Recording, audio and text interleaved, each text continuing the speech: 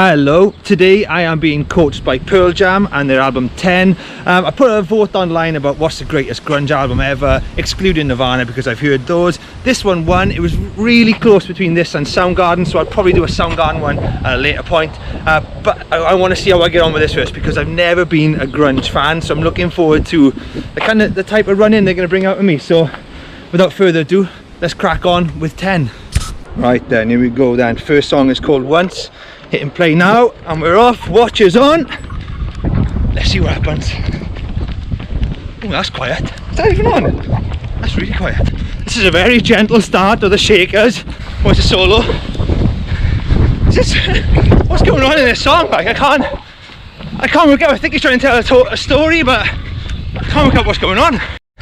Hang on, that's quite interesting. The music's a bit boring. I'm not digging the music, but I think he's saying once upon a time I could control myself, once upon a time I could lose myself, and then towards the end of the song he says once upon a time I could love myself, once upon a time I could love you or something. So is that saying like to love yourself, it takes control? That's quite an interesting thing to throw up early on. Oh, this is a bit better.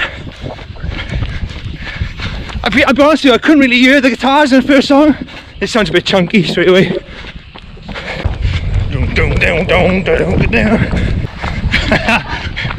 I don't know about this. I don't know, I'm not enjoying it.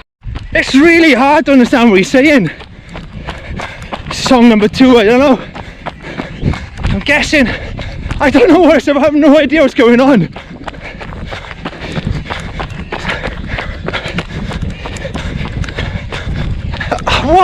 What's he on about? I can't understand it. Metallica are easier to understand than this. It's all loose and just like, I don't know, half-assed jammy. You don't need to bring a song down when a song has never been up in the first place. Hush, hush, hush. Sit on the floor, guys. But I don't know what he's on about. What is he singing about? Sounds like a sound check. Honestly, it just sounds like a sound check. I've had to get the lyrics up here. I think, alright, I'm guessing he's singing about a homeless person. Man, if you're going to tell a story, make sure the story comes across so the listener can understand it. Oh, come on. It's like he's assuming he's got my attention now, and he's trying to say something a bit more complex, but you haven't got my attention, sorry. It's just so like weightless, I don't know. Right, I'm gonna have to do this. I'm reading the lyrics on my phone while running. And this song, Alive, is he just checked out his mother's vagina? Is that what he's saying? Like, I got the look from you know where. What is going on? What's going on? I think I would rather have the Spice Girls push me up this hill right now. Right, musically, this is what I'm getting from this band, right? They're in a room, they got loads of American sport on the TV with the sound off, and they just jam into sport. That's what it sounds like. It's the music equivalent of sport. By sport that's not inventive or creative, American sport. Right, the penny just dropped a bit with the song Black. I didn't talk to that song, so I was listening to it. It kind of grabbed my attention quite a lot. A lot less riffy, not as heavy, but I couldn't understand what he was on about. And it seems to me this album is really about having a lack of free will. In that song, like a girl or someone leaves him, I think, and she's used her free will to leave him, and by doing so it's damaged him for life, it's scarred him. He mentioned like black and tattoos. Jeremy spoke in class today. I'm picking up that lyric. I can understand this one a bit better as well. It seems like this is another one now where, actually no, the song before Black was about a woman leaving him and scarring him for life. This one, Jeremy, sounds like he's done something to upset someone and they've gone to do something quite menacing, quite bad, by the way he's saying Jeremy spoke in class today. So this album's a lot about control, either giving in to fate or succumbing to a higher power of sorts. Very claustrophobic, very hard to run to. Right, the song after Jeremy is on. This album is definitely about a battle with free will and maybe like denying it from others. He's on about just letting the current take you, so like going with the flow, fate, wherever. But then I think he's saying he's like craving someone's hand to guide him. He really doesn't know what he wants, but he knows what he wants from others. It's bizarre. It's so bizarre. Musically, right, I get the quieter ones I'm enjoying more. Doesn't sound like a bunch of bootcut jeans playing guitar. This one's called Oceans, and I'm really enjoying the outro in this. Particularly now, like I've obviously had to run and read the lyrics at the same time, but I'm picking up a theme, and it's definitely a battle going on. So I kind of enjoyed Oceans because he just made a metaphor really like so obvious. He's at sea, someone else is at land, firmly rooted, and what's he craving? What's he craving? The freedom of the sea, or to be chained down with the land? It's just weird. It's not, this music's is not my thing. Let's talk about running for a bit. I've done 7.5 kilometers in 31 minutes, so pace is alright. It's just jams to doing sound check, I'm sorry.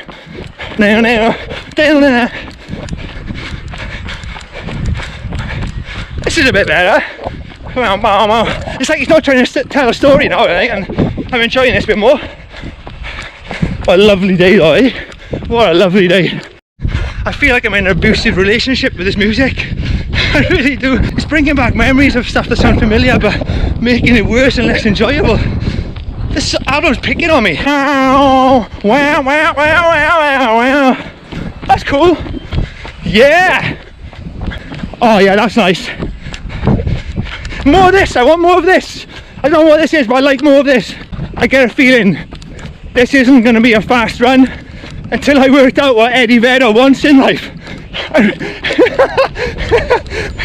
What does he want? Yeah, yeah, yeah. No lyrics left, so go yeah, yeah, yeah. Again, the need to like have someone hold your hand or guide you. See, hands again. I'm beginning to wonder if the album's called 10 because 10 the number of fingers you got on 2 hands. It's all very tight. Everything about it is just, you know, thematically, and the way he sings, it's all, I don't know, just let yourself go, like you said in the first song. Once upon a time you could let yourself go. Just do it. Just do it now. More than ever, just let yourself go, please. Oh, I like that riff. Bow, bow, bow, bow. I couldn't wear a check shirt, which a lot of you would expect with grunge, because it's just too hot for it. That's interesting. He's saying he'll walk with his hands bound. So before there's been this idea that he's craving someone to hold his hand or guide him, but now he's actively rejecting that. He's got his hands bound. He's his own worst enemy though, I think. He's doing it to himself. He's too controlling, like the girl in black. He's annoyed that she's going to be a star in someone else's sky, so the other person is allowed to be limitless. The other person is the sky, but this other person pins her as a star, pins her down. He's too controlling. He's a jealous man, and I hate jealousy. I hate it, particularly in music.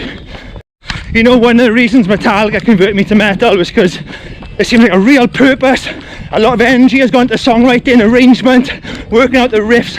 I mean, not only the riffs in Metallica played fast, but there's obviously a lot of thought gone into the layout of the song. This just, to me, it just sounds lazy. It sounds half-assed.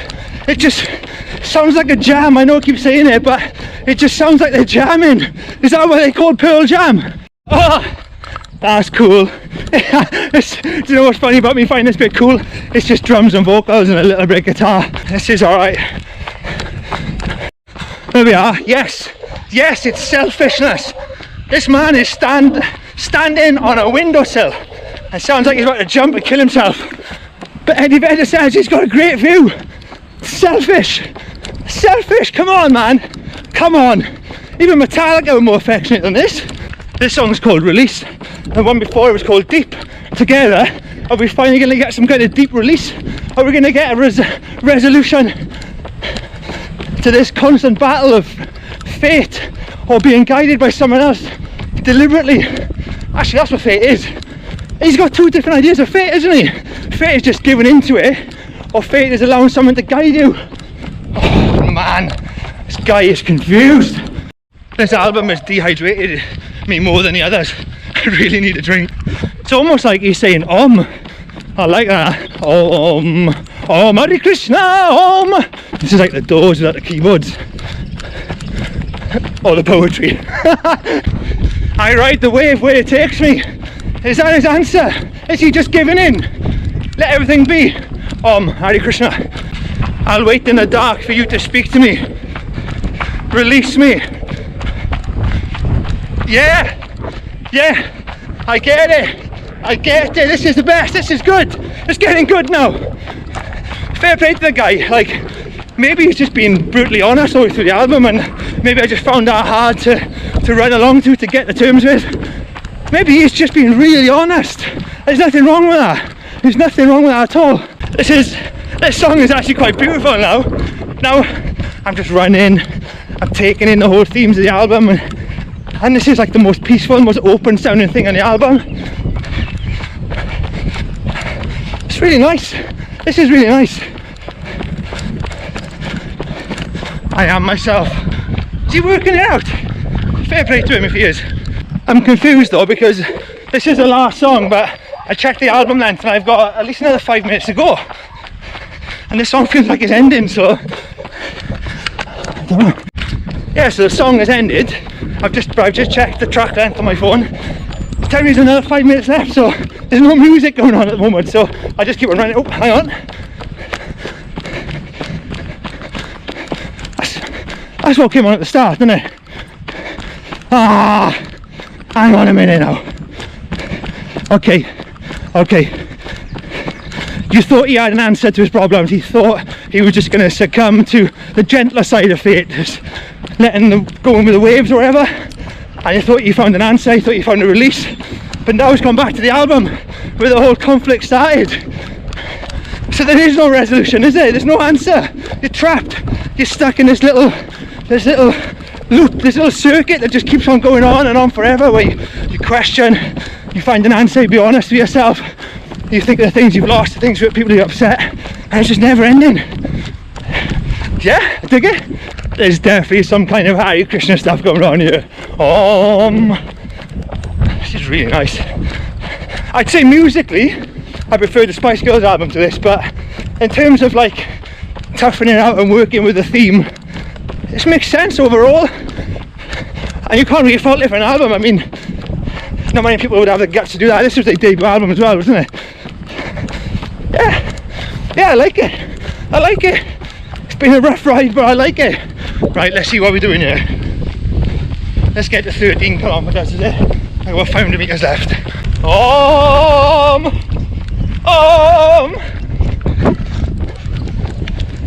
Poetry emotion. Bow. There's some comedy in there at last. There we go, bang on 13 kilometers, listening to 10 by Pearl Jam. Yeah, musically I struggle with it, maybe just because it's reminding me of like just stuff that's not cool that I don't really like, but you know, as you can see from the journey I went through the album, I kind of found a bit of meaning in there and I enjoyed it, and it's really got me thinking about the title, 10, even though there's 11 tracks on there. There's a lot of people mentioned in the album with the songs. There's a lot of stories going on about people, and the only person that's got a name in it is Jeremy. Now I know just from like I don't know, just like lots of reading I do in the background, that Jeremy, it comes from Jeremiah, doesn't it, which means like praise to God kind of thing, or something like that. It's you know, to be lifted because of God, something like that. So the only person that's named in the album is Jeremy. That's at the middle of the album. So you've got 11 songs, you've got one song right in the middle with each, you know, equal amounts of songs either side of it, and I think that's where a lot of his issues come from. It's like that, he mentions in it that he himself treated Jeremy badly, and Jeremy went on to do something, I'm not sure what he's done, but he's done something bad, isn't he? And I think that's the reason he's got a lot of guilt about allowing people to have free will, and he's just, I don't know, there's a lot of, it's just confined a lot, isn't it? And it's like two types of fate: either you just give up to fate or you let someone guide you, and he doesn't know what's what, because I think he feels guilty maybe about what he did to Jeremy and what Jeremy went on to do afterwards. Another thing, the reason with calling the album 10, that's the number of commandments. That's the number of commandments, isn't it? And if you live your life to those lows, I think, is he saying that's going to limit you, it's going to restrict you, or is that a good thing? Who knows? 10 also is the maximum volume a guitar amp can go to, so there's a limit on it. 10 is a number of fingers on 2 hands. So I think that's why the album has got that title, because it's about just being, I don't know, just trying to be yourself within these limited confines, limited rules. I don't know, I might be totally off the mark there, but yeah, musically it wasn't great, but I'm glad I listened to it now, and you know, I've taken something from it, I think. So that was a good run. It was, you know, like I said, it's dehydrated me more than any other album I've listened to, but that was good. Right, have a good day. I'm definitely gonna do Soundgarden next time, because I'm keen to find out, just like a lot of people saying it's a rockier, heavier side of grunge, so I didn't find that particularly heavy, so I'm gonna give Soundgarden a go. Take care, have a good day, see you later. I thought of another reason why it might be called 10. 10 is the most we can count to, in a way. You know, we count in tens, so you know, 1 to 10, then you've got 20, 30, 40, and it's definitely an album about limits, isn't it? It's definitely an album about limits. I'm still thinking about it. But wait, hang on. If 10 is the most we can count to, and we count in groups of 10s, we can achieve the infinite by using 10s. So not only is 10 restrictive, it also allows us to achieve the infinite. So there's infinity in 10.